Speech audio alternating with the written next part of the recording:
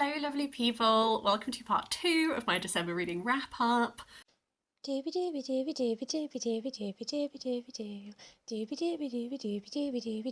Sophie Vlogs. As I said in part 1, I was voracious in December.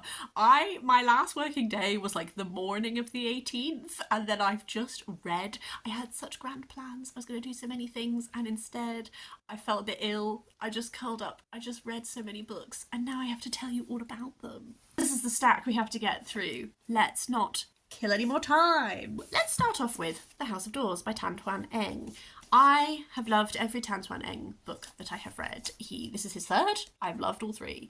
This is the one that I think I've enjoyed the least of the three, but I still think it's a good book. This is set in Malaysia, and we are following this British couple who are hosting Somerset Maugham. I hope that's how you say his last name, the writer. And it's in some ways, I now have realised, this book is kind of in response to a short story that was adapted into a play by Somerset Maugham. And it is kind of writing back against that and envisaging what the story could have been that inspired it. I now know this. I will say I don't think you have to have read that to get stuff out of this, because I hadn't, and I still enjoyed this book. So we are in the 1920s, and different chapters are from different perspectives. So you have chapters from Somerset Maugham's perspective, but then you also have Leslie ends up telling him about a time in the past when Sun Yat-sen was staying in Malaysia, the friendship they formed, her burgeoning political awareness of Chinese history, and a love affair she ends up having. Also, what was happening at that time was a friend of hers was on trial, a potential murder trial. Now that is actually a historical event that happened. So it's sort of weaving that historical event in alongside Sun Yat-sen and an exploration of Chinese politics and the Chinese diaspora in Malaysia, and also Somerset Maugham and his writing, and this particular moment in his life. And I enjoyed all of it. I think Twan is such a gorgeous writer. I will read anything he writes because I think it is all beautiful. The description of place, like the rooting that you feel, is just, I always feel so strongly the setting. There are moments in this and little places, like when you meet the House of Doors, that is a setting that feels very vivid in my brain. There's like a moment to do with the beach and these like bioluminescent moment that is like really in my brain. There's all of these like visual moments that I find very striking. This has a lot of exploration of infidelity, which I gather is a strong theme in Somerset Maugham's writing. So I do wonder if I would have maybe got a bit more out of this if I had been more familiar with his work. But I don't think you have to be. I do think that because it is building on something and weaving all these threads in, I do think there's like enough here that is like interesting to explore. I think what I feel at the end of it is love a Twan. Beautiful book to read. I thought that the House of Doors aspect would have slightly more relevance than it really ends up having. I think I thought that there would maybe just be a bit more. I think the murder trial was very interesting and has some real questions of like justice and exploitation and all that kind of thing. I think I kept waiting for a crescendo and it's not that nothing is concluded, and it's not that there's nothing like this. I think The Gift of Rain is a stonkingly good book. I also really liked The Garden of Evening Mists, and I just think that I've come out of this and I've gone, compared to those two, this one I didn't love as much. But I don't know, that got a bit waffly, sorry. Briefly talk about a book that I have much more succinct feelings on. I listened to The Two Towers by JRR Tolkien, narrated by Andy Serkis. This is my third go round with Lord of the Rings. I love it. I don't have too much to say because it is my third go round. Two Towers, I love the first half of it a lot. I adore the bits where you have like that fellowship core travelling around. I love Merry Pippin, Ents, all of that. I bloomin' love Rohan. I know that Rohan is essentially like very inspired by Saxon society, and as a result, I did Old English at university. I did like a module. Um, so and I loved those writings like the Battle of Malden, like the Lament, like these elegies, these cries to battle, and so much of Rohan and the speeches given by like Theoden and all that kind of thing. It really evokes that for me, and there's just something that I love about that. So anytime that we are at Rohan, that we are all of that, like I just adore that. I find that that's my favorite part of this, because the second half is just focused on Frodo and Sam. Previously I don't dislike it, but it's a different type of narrative, and it's a journey narrative, and it's very insular and all of this kind of thing. I had more moments in that on this reread that kind of stood out to me and as being like, oh, I've never paid that much attention to this scene before. I really appreciate the love that Sam and Frodo have. I really appreciate like that relationship, the care that Sam provides. I find it really moving. These moments with Gollum of kinship with Frodo. Frodo intimately understands how he feels. There's an interesting, I read like a little drabble online that was talking about the way that Frodo making Gollum swear on the ring is sort of like trapping Gollum, because he knows how much Gollum has been corrupted, and how hard it is to overcome the lure of this magical force, that in making him promise these things that it is obvious he will not be able to abide by, he's kind of cursing him and like to torment and to failure and all this blah blah blah. So I had a lot more of those thoughts in my mind as I was listening to it this time. But and I love it. I love the Lord of the Rings. I do notice the flaws in Lord of the Rings. Discussions of these other races of men, some stuff like that. Like, particularly, I think when you listen to someone else performing it, you're like, oh, that's not a great description. So I do recognise that. But I think Andy Serkis as a narrator, like, how many voices does that man have? Crazy. Slightly less of a one to listen to while I'm unwinding trying to go to bed, because there's a lot of orc like speech, which is like but I thoroughly enjoyed it. The only really explicitly Christmassy book in this is The Christmas Appeal by Janice Hallet. It's very, very short. I read it very quickly. I would say that you could read this without having read the appeal. I think it would lose a lot of context. I'm not really sure how the reading experience would go. I would say you should read the appeal before you read this. This was fine. I enjoyed it. Janice Hallet is always a quick read, a fun read, and this is returning to the same drama group that the appeal is exploring. Time has passed. You get to see as fallout from the appeal, the power dynamics and the social dynamics of this drama group have altered. And that was quite fun. I like the way that Janice does people. Like, someone in this has been given an MBE, and like there's just such a funny recurring moment throughout where like his wife is insistent that it is a legal requirement that every time you write his name he has to have MBE afterwards, and then everyone just does it to take the piss. Like, I think Joel MBE is being a prick, and like stuff like this. Like, those elements were really fun. I know the mystery in this one didn't like blow my socks off, but it's like so small that like how could it? It was just like a fun little Christmas drabble that I enjoyed. Non-fiction book that I'm going to be honest with you, I was a wee little bit disappointed about is The Pocket, A Hidden History of Women's Lives by Barbara Burman and Ariane Fennetaux.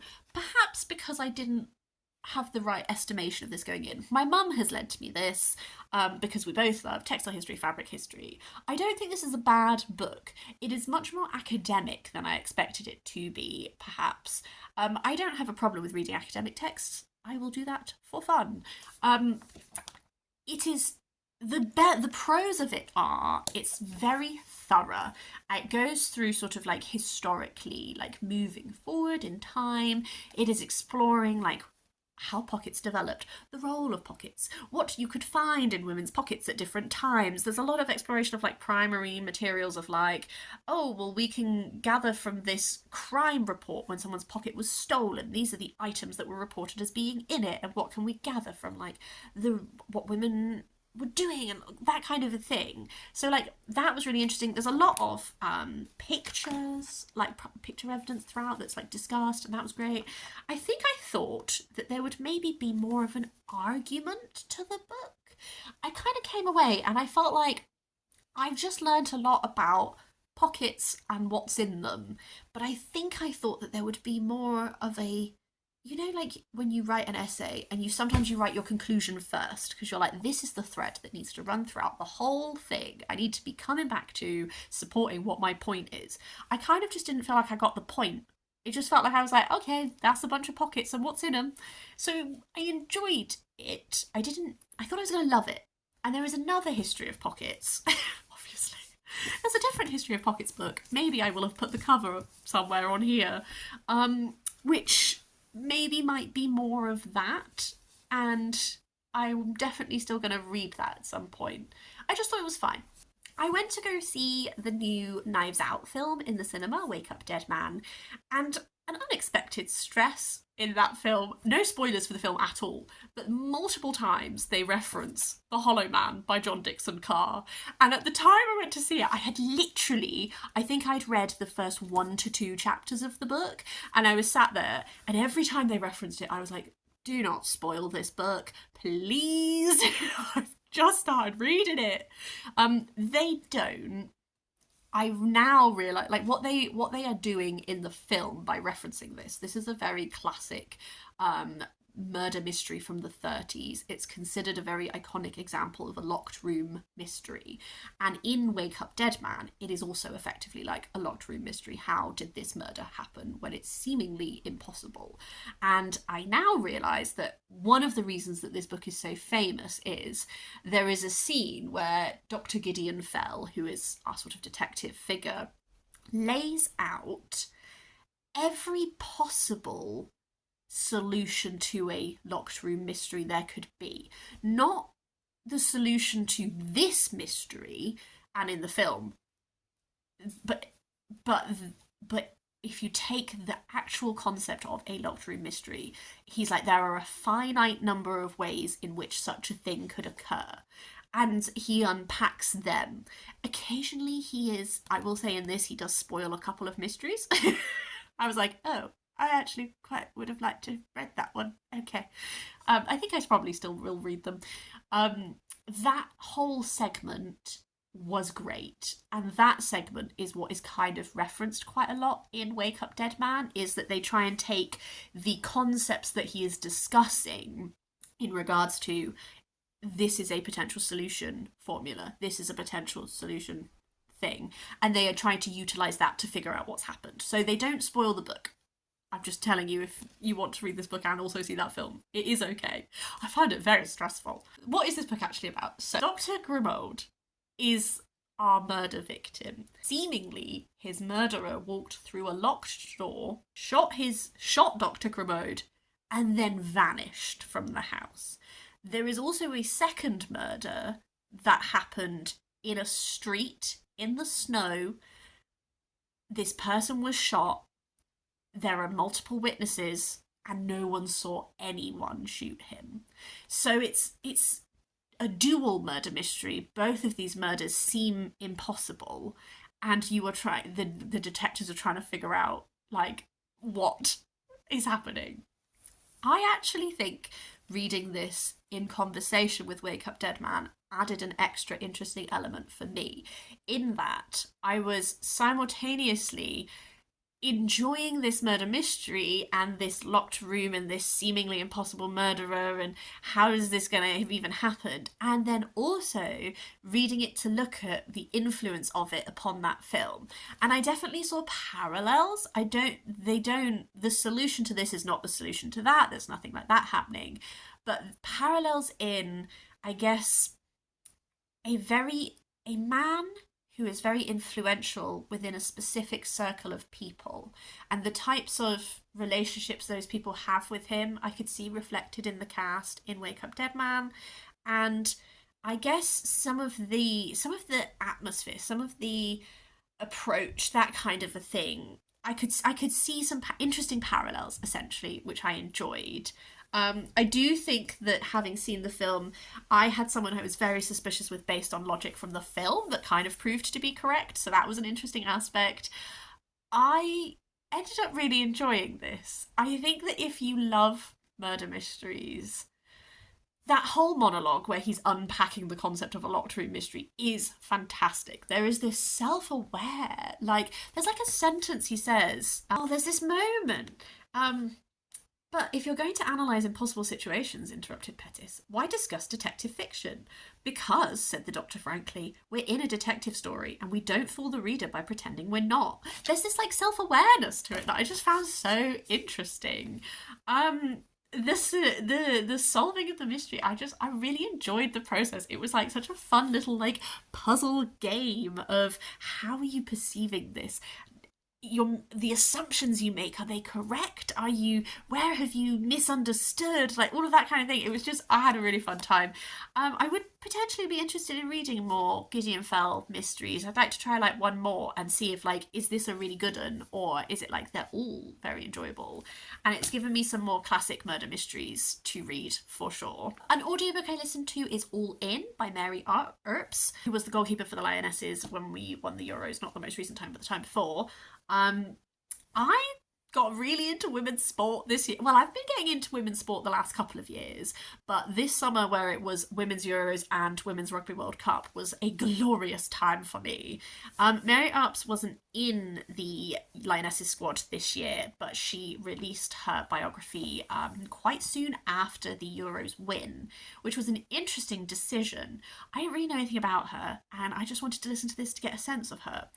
I enjoyed learning more about her life. She is a very driven woman, which I recognise you have to be if you're going to be a professional athlete. It was really interesting learning more about like how women's football works. Like, not works, I understand how a football game works, but like the club structure. And because during her professional career, women's football has grown in popularity, the changes in like the types of resources available to clubs, like what it's like to be a player for them, that kind of thing, like people's awareness of her as a figure, like all of that was really interesting.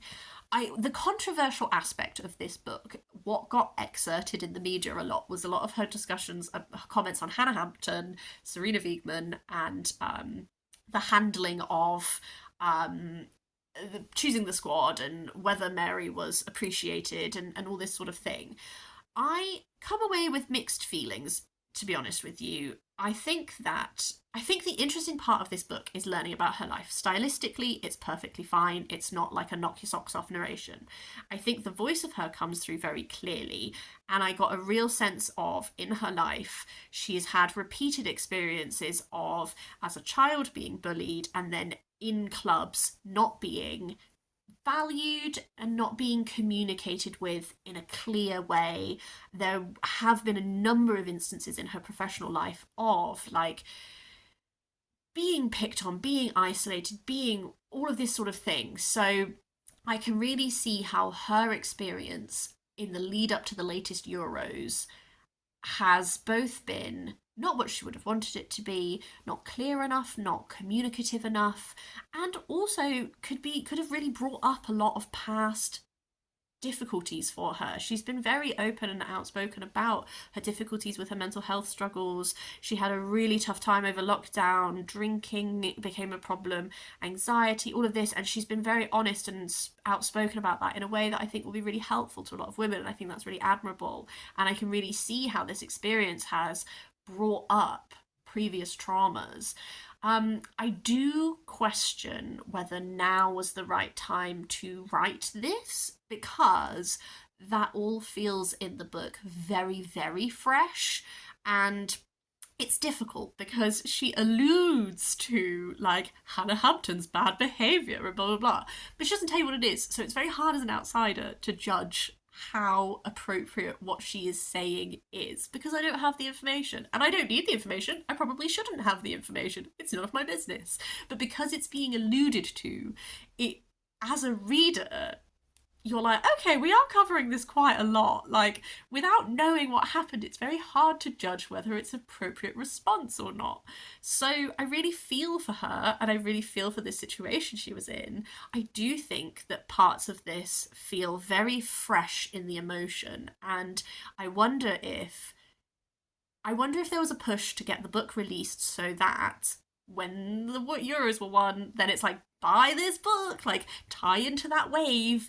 And I wonder if, from a narrative perspective and from a personal perspective, maybe it would have been better for her to be able to sit with that for a bit longer and move more to a point of reflection than being so in the emotion. Don't know. A book I DNF'd, I don't think this book is bad. I just didn't really fancy it. I'm trying to be brutal, because we're moving house soon. I'm like, being a little bit brutal with books, and it's like, if I'm not enjoying them after around 50 pages, then I don't read it. Gotta not have to move so many boxes of books. That's the plan. So, Strong Female Character, What Movies Teach Us by Hannah Flint. I mentioned in my latest book haul that my friend had very kindly given me a bunch of books for free because he was moving. This is one of the books I got from him. It's essays on cinema. I didn't think it was bad. I thought it was fine. I wasn't finding myself particularly... I don't know, man. It's essays. It's more personal essays than I thought. I thought it was going to be more film analysis, and it's more like personal memoir and then looking at certain films in the context of her life and what they've meant to her and representation and all this kind of thing. And I, again, really cannot emphasize enough how much I did not think it was a bad book. But in the first few essays, it's just honestly picking up on films that are not really films that I particularly am interested in. So, like, the first one is all about Disney. There was one all about A League of Her Own, which I haven't actually watched. Oh no, Field of Dreams? I can't remember. Essentially, like, it was fine. I could have read the whole thing, no problem. I wasn't really in the mood for it, and when I was like, oh, okay, so I just DNF'd it. I have been reading Women vs. Hollywood by Helen O'Hara, which was the other, like, film-related book that I got from my friend. And I'm enjoying that one a lot more because it is actually just a history of Hollywood. And, like, I love history, so, like, that's just more of my jam as a reader. So I wanted to mention it because if, like, that type of film analysis mixed with memoir is your jam, I think this is probably a great book to read. Just wasn't working for me at the time, so I didn't read it. Pet by Akwaeke Emezi. This was a great book. I thought it was going to be, but you know when you, like, have expectations for a book and then you read it and you're like, oh, I'm so pleased that this really met my expectations. I've heard such great things about this. This is set in this world where it's like monsters don't exist anymore because the angels, who are like people, got rid of them. So there's been like this societal purge of like monsters and people who do bad things. And then one day Pet, essentially her mum is a painter. Pet cuts herself on the painting and then this monster comes out and she realizes, like, it's not a monster, it's like a monster hunting monster. And it's like, there is a monster in their community and they are trying to figure out who it is and expose them. There are some really powerful discussions here to do with that sort of a topic. I really try to talk about it without spoiling anything, which I'm already finding hard. I think that realization that what you have been told is not necessarily correct, and particularly the thread of children being told by adults that everything is fine, but knowing that it's not. And how do you find that voice? How do you get people to listen to you? There's a really strong theme about, like, I guess, what is justice? What is maybe just that discussion of what is right to do in the situation. Punishment that is from anger, does that help the people who are victims? What is the best thing to do in these situations that fixes the problem but does not indulge in a heightened level of emotion that makes you, the person doing it, feel better but doesn't fix the problems. That kind of a conversation I thought was really well handled. Sometimes the only thing I will say about this is I guess tone wise, the writing style felt quite young, but then people be swearing all over the town. I don't care about swearing for me personally. I think the one thing I felt about this was I wasn't quite sure, like, if this is a YA book, sometimes the tone was a wee bit younger. If this is a younger book, sometimes the language was a wee bit older. But on the whole, I really enjoyed it. Final 2 books, and then we're done. So, Little Englanders, Britain in the Edwardian Era by Alwyn Turner. This is an exploration of Britain in the Edwardian Era. There's sort of like a theme running throughout this that is like, Queen Victoria died, the Edwardian Era happened, and it's like this like weirdly like in-betweeny era where there's like a lot of disruption and things are a bit like all over the place and that kind of thing. The structure is that every chapter has a different theme, like war and imperialism, home and abroad, liberals and labour. One thing I will say, extremely readable book. It looks, you're like, ooh, what a chunker. Look at this font size. Such a big font. Very, I think, accessibly written. I enjoyed it. It turns out I know more about the Edwardian era than I thought I did. Because there was quite a lot where I was like, oh, I do know about this actually. I thought I didn't know anything. And I was like, oh wait, no, you do. Structurally, my main critique of this one is that structurally, I found the structure got quite repetitive, actually. Because what happens is every chapter opens with, there's a picture of someone usually, and like, it introduces you straight away to a person. And it's like, blah, blah, blah is blah, blah, blah. And then it gives you like a little potted, who is this person? And then like you explore that person. And then you move on to like zooming out to look at how that's relevant to like the wider topic of the chapter. And the structure is that there's like, you have these little like subheading of numbers, and each new subheading is like, we've done that topic, now we're on to this one, now we're on to this one, now we're on to this one. I think just because every section begins with that, I found that structure after a while got really repetitive. And it would be like, I've met this thing, and now we're doing this thing, and then we're doing this thing, and now we're going to bring it on. I noticed it. And I was like, couldn't have just like written it. Sometimes it felt a bit less cohesive because it was like split into these little sub bits, and then like stuff would come together. I also felt that the last chapter was very strange. I thought that the final chapter would be like a conclusion where we would draw all of these topics that we've discussed together into like a, ooh, here's the thesis, just a reminder, this was my point, goodbye. The last chapter is literally just called Two Killers, and it's about the Crippen murders, and then another murder, and then it just ends. And I was just like, what? Particularly because I already knew about the Crippen murders. Like, I was just like, this is such a weird way to just end a book and just be like, here's 2 murders that happened, bye. I don't know, man. So I thought this was fine. But at the edges, I was just like, this is a weird decision to have made. I don't know. Finally, I also read Epigrams by Marshall. This is the parallel text edition with the Latin on the one side and the translation on the other. I really enjoyed reading the translator's notes. Epigrams are just sort of like poems. Marshall was writing in Rome around the time of Domitian. I want to go away and read Catullus, because Catullus was before Marshall, and I gather quite influential on Marshall. I do have some Catullus to read. This is like such a mix of like the sass of this man. Some of these poems, they're like this is very rude, very vulgar. Some of these poems are so insulting. They are hilarious, honestly.